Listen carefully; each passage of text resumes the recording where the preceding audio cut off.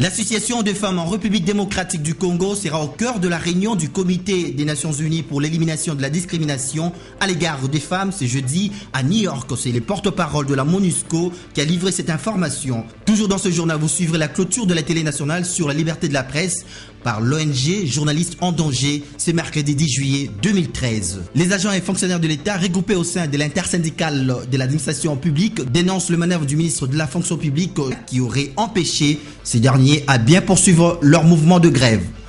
Antenna, le journal, John Gombois. Très heureux de vous retrouver au rendez-vous de l'actualité sur la chaîne de référence. C'est jeudi à New York, aux États-Unis d'Amérique, et précisément au siège de l'Organisation des Nations Unies.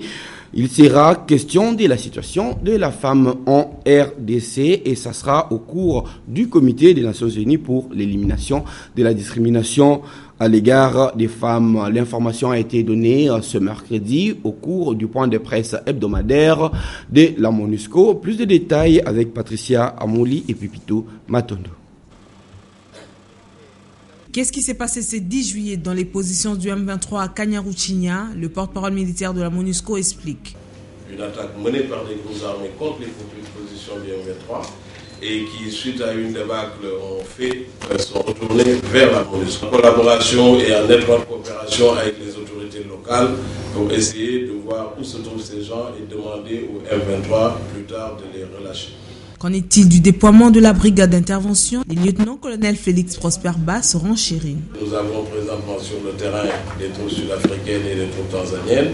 Les troupes malawites vont bientôt être sur le terrain. Et j'avais aussi ici indiqué que le convoi logistique du contingent malawite avait quitté la Côte d'Ivoire où les forces malawites avaient été projetées et était arrivé à Dar es Salaam.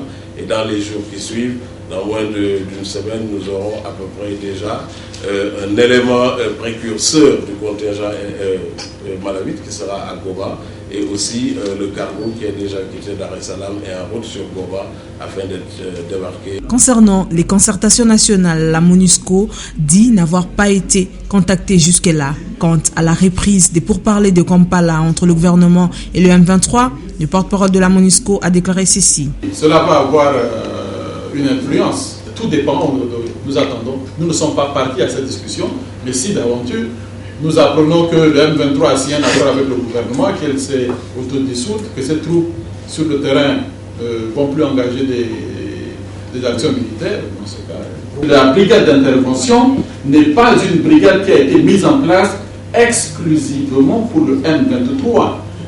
Donc, ce n'est pas parce que le M23 n'existerait plus que la brigade d'intervention n'aurait plus quelque chose à faire sur le terrain. Manodje Moundoubaï a par ailleurs fustigé le communiqué de l'ONG Médecins sans frontières qui accuse les humanitaires d'être bien protégés en lieu et place de la population. La MONUSCO réfute toute accusation portée contre elle au sujet de la protection des civils. Une autre question d'actualité au pays, c'est bien les concertations nationales en prélude desquelles l'opposition a organisé son conclave. L'opposition politique s'entend. Ces conclaves, nous vous le disions déjà hier, sera clôturé ce jeudi. Aujourd'hui, mercredi, il a été question de débattre les matières traitées par les 5 commissions mises sur pied. Et justement, Sylvain Kapombo, Africa Mujinga, vous donne un peu plus de détails sur les conclusions des travaux en commission. C'est au cours du débat général en séance plénière que les membres de l'opposition ont exposé ce 10 juillet les résolutions prises après 2 jours de travaux en commission. Rencontré le mardi 9 juillet, les membres du présidium se disent confiants quant au travail abattu. Le travail avance bien, à la grande satisfaction de tout le monde. Après la journée de samedi où il y a eu la déclaration de politique générale de différents partis politiques et plateformes, hier nous avons réparti les gens en commission. Il y a eu un petit couac au départ parce que le présidium avait proposé des bureaux, mais les délégués ont dit niet. Il n'est pas question d'imposer les bureaux et qu'ils devaient prendre en charge la désignation des membres du bureau. Nous attendons le débat général. Pour l'instant, c'est prématuré pour moi de dire que tout ce que je peux vous dire, que les travaux se déroulent normalement et se déroulent très bien dans une ambiance cordiale. Pour les membres des commissions, ce travail leur a permis de clarifier la problématique du conclave. Yamina Benguigui, ministre française déléguée à la francophonie, a quitté Kinshasa ce soir. Et après un séjour de quelques jours en RDC, elle a signé plusieurs conventions et contrats pour la RDC et l'aide humanitaire. Reportage de Jean-Louis Miasukama. Troisième visite de Yamina Benguigui en RDC en 10 mois. Ce périple l'a amené à Bukavu avec un détour à Bujumbura, capitale de Burundi. Là, elle a eu à discuter sur l'apport des femmes dans l'application de l'accord cadre d'Addis Abeba. Elle tient en son nom et en celui de la France à apporter son soutien aux femmes de tous âges victimes des viols. Les récits des femmes violentées et contaminées au VIH/SIDA fait froid dans le dos. À Bukavu, elle a décoré Julien Moussenge et le célèbre docteur Mukwege de l'hôpital de Panzi, pour lequel il a signé une convention de financement de 200 000 € pour la construction d'une structure médicale adaptée. Des gros sous, il en a été aussi question au ministère des Finances, où son titulaire, Patrice Kitebi, et la ministre française de la francophonie ont signé le premier contrat de désendettement et développement de 106 millions d'euros entre la France et la RDC. Les secteurs sont l'éducation pour 40 millions d'euros, la formation professionnelle pour 25 millions d'euros, l'eau pour 18 millions d'euros et la gouvernance financière pour 10 millions d'euros. Bien avant, la journée de Yamina Benguigui avait commencé par la signature de 2 conventions de 700 000 €, à peu près 920 000 $. Il s'agit d'appui à l'urgence humanitaire, d'une part à l'Équateur, Bandaka Bikoro, et d'autre part à l'est du pays, Sud Kivu et province orientale. Tout cela au profit du programme alimentaire mondial, le PAM, qui va mettre en œuvre son projet achat pour le progrès P4P et va assister 40 000 réfugiés centrafricains.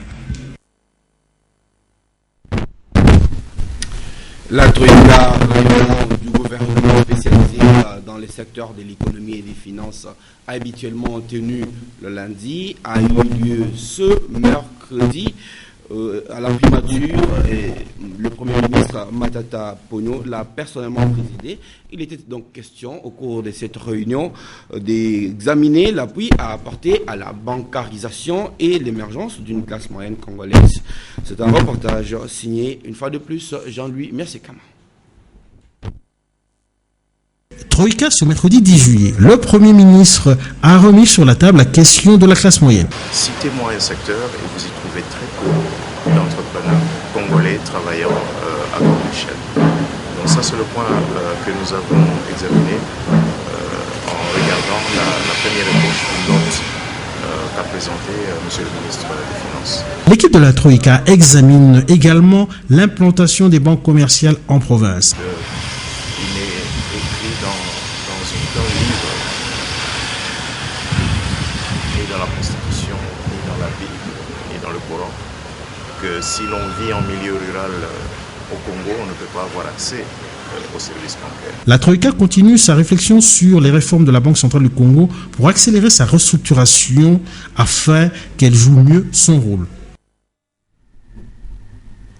Le ministre congolais de la fonction publique se serait-il opposé à la grève des agents et fonctionnaires de l'État regroupés au sein de l'intersyndicale de l'administration publique? La réponse serait oui, selon le président du syndicat de l'intersyndicale, Bapende Lukengu, qui met en garde toute personne qui voudrait s'interposer à cette grève. Un reportage de Nadia Goulenfouka et Duzen. Décrétée le 5 juillet dernier, la grève des agents et fonctionnaires de l'administration publique n'est pas totalement respectée sur toute l'étendue du territoire national, comme prévu par l'intersyndicale nationale. Sur ce, ils accusent le ministre de la fonction publique, Jean-Claude Kibala, d'être à la base de cette situation. L'employeur, qui est l'État, déploie un certain nombre de moyens de manière à ce que la grève n'ait pas lieu. Et les fonctionnaires qui sont victimes expiatoires font de leur manière à ce que également le mouvement puisse avoir lieu. Donc il faut dire que dans certains coins, le mouvement a réussi et dans d'autres, il y a encore la sensibilisation qui continue. Malgré la présence de la police pour empêcher ces derniers à poursuivre leur mouvement de grève, l'intersyndicale endurcit les tons et appelle les autres travailleurs à emboîter les pas. Actuellement, c'est que nous sensibilisons les fonctionnaires. Et surtout qu'il y a le problème des élections syndicales qui sont fauchées par le ministère, qui a eu à tripatouiller les différents textes, tout comme le rapport de la commission de recours.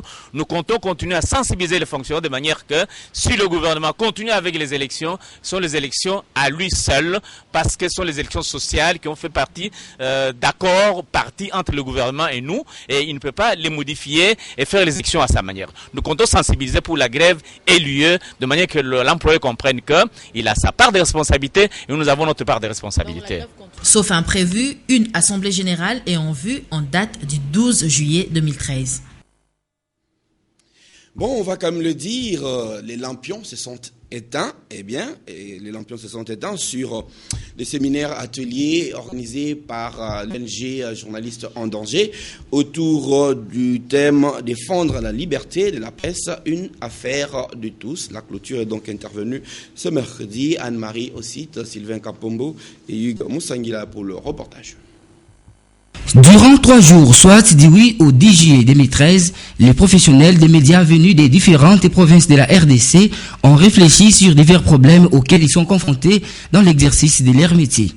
À l'issue de cet atelier organisé dans le but de renforcer la capacité des journalistes lors de la quête des informations, certaines recommandations ont été formulées en vue d'améliorer ces secteurs médiatiques. Nous venons de comprendre qu'il est toujours important pour GED de travailler dans les grands réseaux mondiaux des défenseurs de la liberté de presse. Nous avons senti encore une fois cet engagement que GED doit rester